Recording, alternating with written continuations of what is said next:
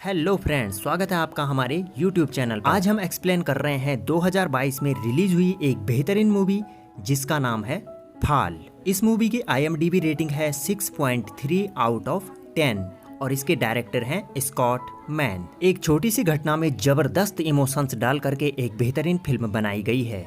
Friends, अगर आपने अभी तक हमारे इस मूवी एक्सप्लेन के चैनल को सब्सक्राइब नहीं किया है तो इसको जरूर सब्सक्राइब कर लीजिएगा। तो चलिए बढ़ते हैं मूवी की कहानी की ओर।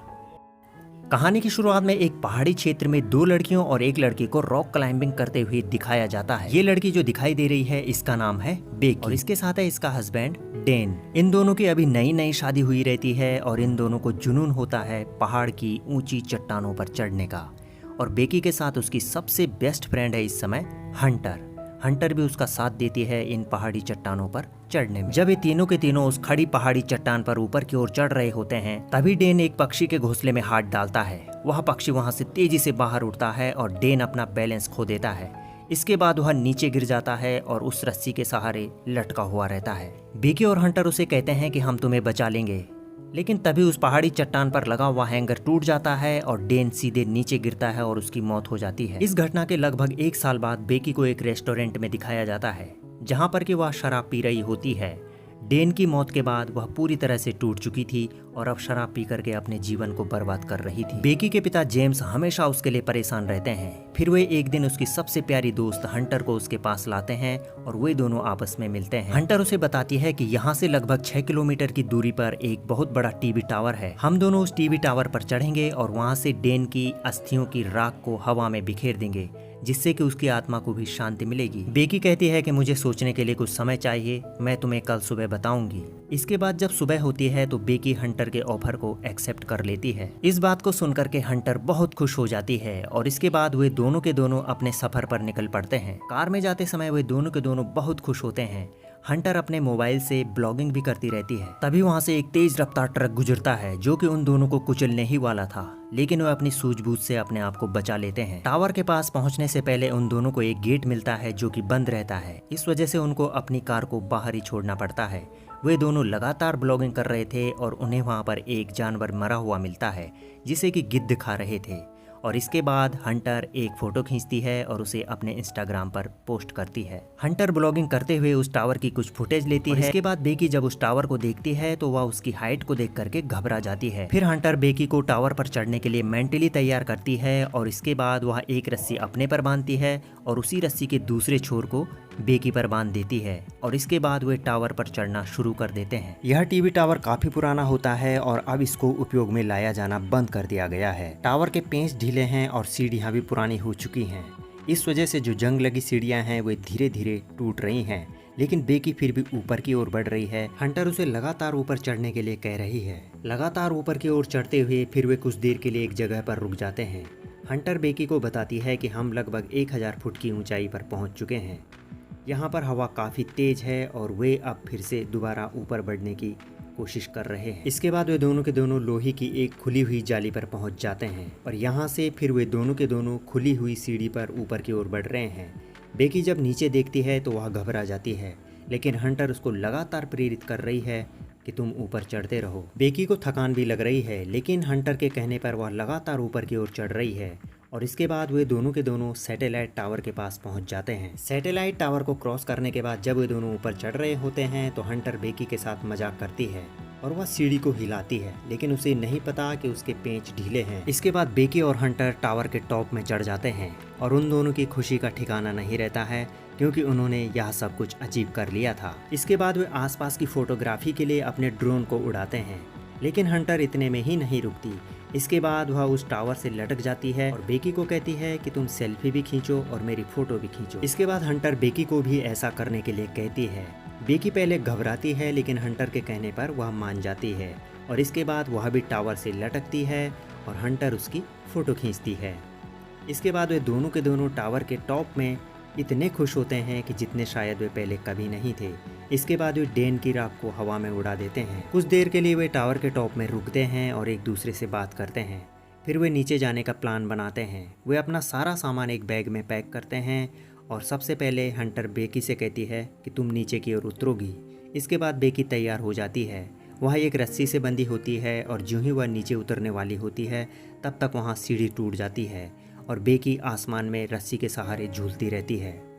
हंटर के लिए यह बहुत चौंकाने वाला मौका था। कुछ देर हवा में झूलने के बाद हंटर बेकी को फिर से ऊपर खींच लेती है और अब वे दोनों के दोनों फिर से टावर के टॉप में रहते हैं। उन्हें यह सोचने में बिल्कुल भी देर नहीं लगती कि सीढ़ी नीचे जा चुकी है और अब हमारा नीचे उतरना बहुत मुश्किल है। बेकी अपना मोबाइल चेक करती है तो इतनी हाइट में उसमें सिग्नल नहीं होते हैं। इसके बाद वो एक आपातकालीन बॉक्स को खोलते हैं। उसमें एक दूरबीन और एक फ्लेयर गन रखी होती है, लेकिन दिन के समय में फ्लेयर गन को यूज करना कोई फायदेमंद नहीं होता। जब बेकी नीचे देखती है तो वह पाती है कि उसका बैग सैटेलाइट पर अटका हुआ है और उसकी पानी की बोतल भी वही है। इसके बाद वह अपने पैर को देखती है तो उसकी जांघ पर एक बहुत बड़ा घाव बना होता है। हंटर उसके घाव पर एक कपड़े को बांध देती है। इसके बाद वे दोनों के दोनों मन को बहलाने के लिए वहाँ पर कुछ देर के लिए ब्लॉगिंग करते हैं। थोड़ी देर के बाद हंटर अपनी दूरबीन को निकालती है और उससे दूर दूर देखने लग जाती है। वह देखना चाहती थी कि उनके लिए हेल्प मौजूद होगी या नहीं होगी। वे देखते हैं कि आसमान में कुछ पक्षी उड़ रहे हैं और दूर एक ट्रक खराब हुआ है। इसके बाद हंटर अपने फ़ोन को चेक करती है। वह देखती है कि कुछ देर पहले जब वे ऊपर की ओर चढ़ रहे थे उस समय उनके फ़ोन में सिग्नल थे, क्योंकि उसकी इंस्टाग्राम पोस्ट उसी समय पोस्ट हुई है और उस पर काफ़ी लाइक आए हैं। इसके बाद वह यह सोचती है कि क्यों ना मैं अपने इंस्टाग्राम पे एक वीडियो बनाऊं और उसको लोगों के लिए भेजूं। इसके बाद वह एक इंस्टाग्राम पोस्ट सेट करती है और अपने मोबाइल फ़ोन को रस्सी के सहारे नीचे लटकाती है, लेकिन अभी भी उन्हें कोई आवाज़ नहीं सुनाई दी जिससे कि वे जान पाएं कि मैसेज जा चुका है। इसके बाद हंटर भी टावर से नीचे की ओर लटक जाती है, लेकिन फिर भी उन्हें मैसेज भेजने में सफलता नहीं मिलती है।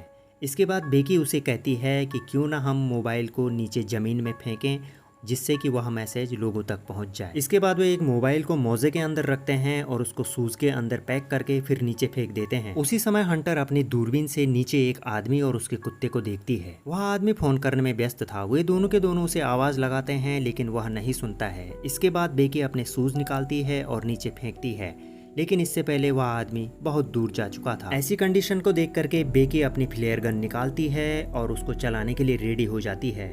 तभी हंटर उसे रोक देती है। हंटर उसे कहती है कि हमें रात का इंतजार करना चाहिए, क्योंकि वहाँ पर जो ट्रक रुका है उसमें कोई ना कोई लोग होंगे और जब हम रात को इसका यूज करेंगे तो वे हमें देख लेंगे। टावर के ऊपर समय बिताने के लिए बेकी अपने पुराने वीडियोस को देख रही है और इस वीडियोस में वह देखती है कि हंटर डेन और उसको बुरी नज़र से घूर रही है।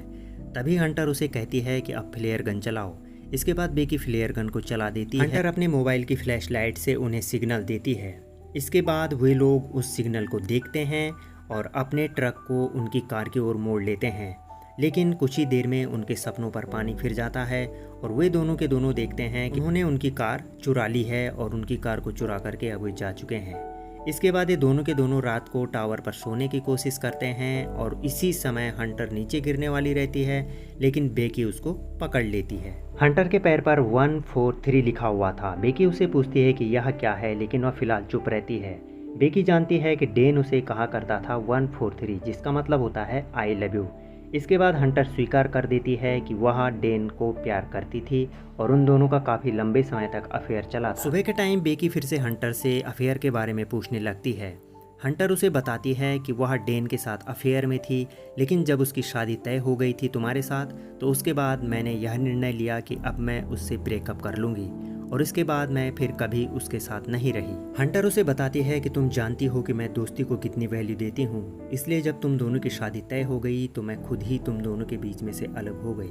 टावर में 24 घंटे बीत जाने के बाद जब वे दोनों के दोनों देखते हैं कि कोई मदद नहीं पहुंच रही है, तो इसके बाद वे सैटेलाइट में फंसे हुए बैग को निकालने की सोचते हैं। हंटर नीचे जाने का फैसला करती है और पोल के चारों तरफ एक रस्सी को डाल करके उसके सहारे नीचे चली जाती है, लेकिन वह अब भी बैग से काफी दूर थी। हंटर बचपन से ही एक साहसी लड़की थी, इसलिए अब वह रस्सी से खुद को अलग करती है और सैटेलाइट पर कूद जाती है।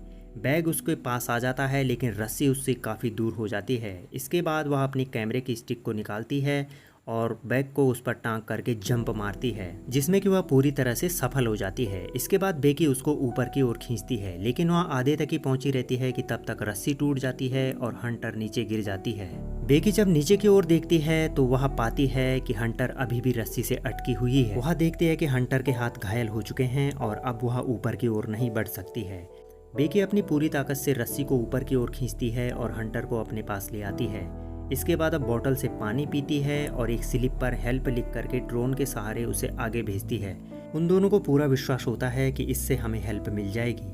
जब वे ड्रोन को आगे को भेजते हैं तो ड्रोन काफ़ी दूर जाता है और उसके बाद उसकी बैटरी लो हो जाती है, जिस वजह से उन्हें फिर उसको वापस लाना पड़ता है। हंटर उसे दिलासा दिलाती है कि हम कोई ना कोई सॉल्यूशन ढूंढ लेंगे।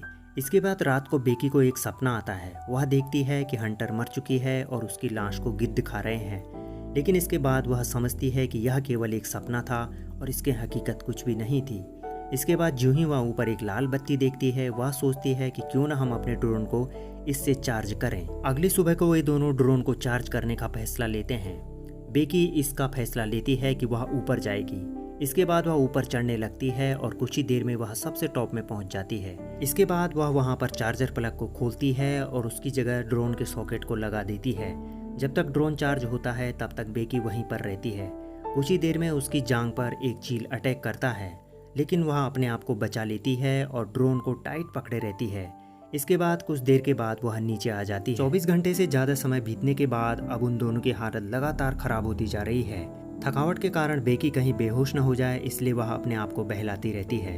हंटर उसे दिलासा देती है कि सब कुछ अच्छा हो जाएगा, तुम चिंता मत करो। चार्ज किए गए ड्रोन पर अब वो एक पर्ची पर एक मैसेज लिखते हैं और उसे एक घर के पास भेजने का प्लान बनाते हैं। जब वह मैसेज वहां पर पहुंचने ही वाला होता है कि तभी ड्रोन से एक ट्रक टकरा जाता है और वह टूट करके गिर जाता है। वे दोनों के दोनों उस टावर पर उस दिन को भी ऐसे ही गुजार देते हैं और अपने लिए कुछ भी हेल्प का इंतजाम नहीं कर पाते हैं। हंटर बेकी को लगातार दिलासा दे रही थी कि हम कुछ न कुछ कर देंगे और हम दोनों को हिम्मत नहीं हारनी है। इसके बाद बेकी यह फैसला करती है कि अब की बार वह अपने मोबाइल फ़ोन को शूज़ में रखेगी और उसे नीचे फेंकेगी। वह हंटर से उसका शूज़ मांगती है। अब बेकी उसी सच्चाई में आ जाती है जिसको वह अपने आप से छुपा रही थी।